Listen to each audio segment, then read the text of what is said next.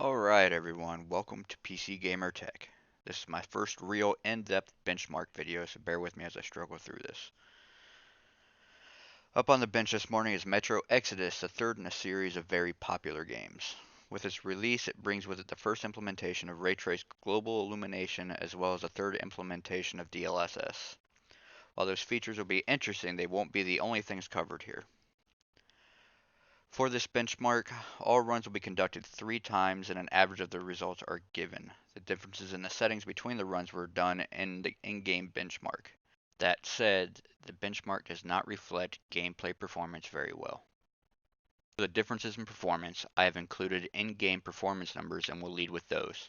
The rest just demonstrate the differences in settings for the cards tested. A few notes before we get started.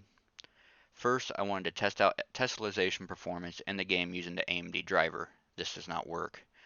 The game somehow overrides whatever is set in the driver, so it is impossible to set the levels and figure out what the performance drop-off starts.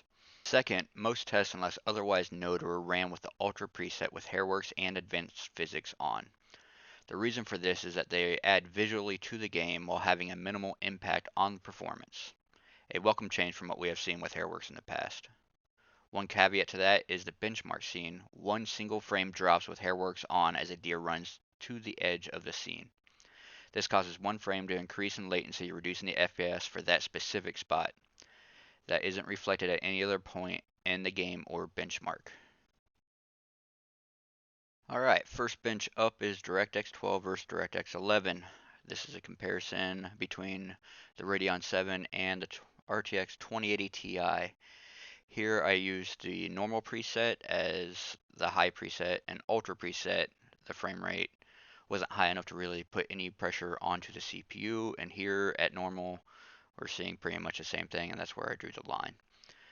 From here on out, for the sake of simplicity, I'm just going to use DirectX 12 as there's little to no difference between the two APIs for either of the cards. And next we have tessellation performance. Between the 2080 Ti and Radeon VII, we saw a 13% increase and a 12.5% increase, disabling it for the averages. And for minimums, we see a 34% increase for the 2080 Ti and a 33% for the Radeon VII, which is definitely a huge step for AMD in the ways of geometry processing. And from here, I'm going to let the rest of the benchmarks speak for themselves, as they're pretty straightforward. And we'll wrap up at the end with conclusion. Enjoy.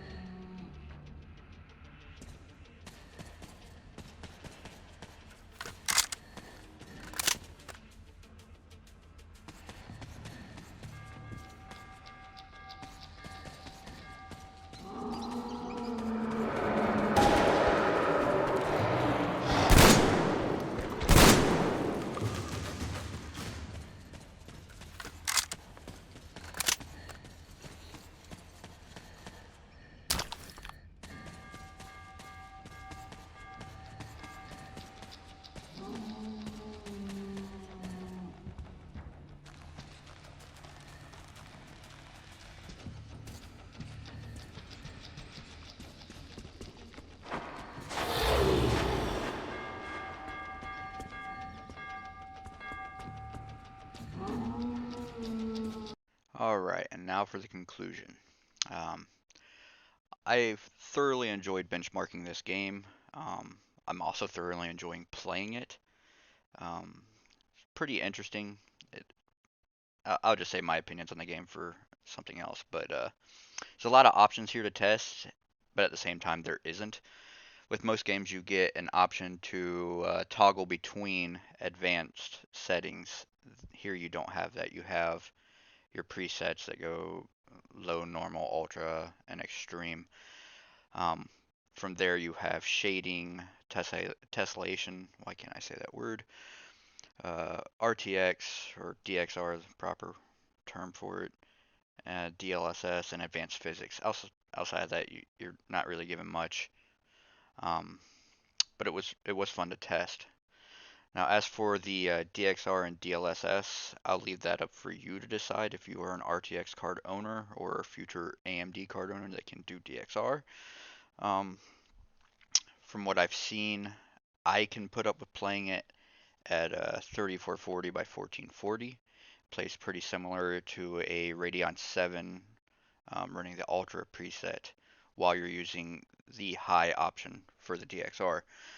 DLSS, on the other hand, I cannot recommend at this time. It is a definite degradation in image quality. Um, if you are set on playing at 4K, I would recommend to reduce the shading amount from 100 to 80, as that will deliver a very comparable but better picture while not using DLSS, which I'm pretty sure is an advantage at this point over just about everything.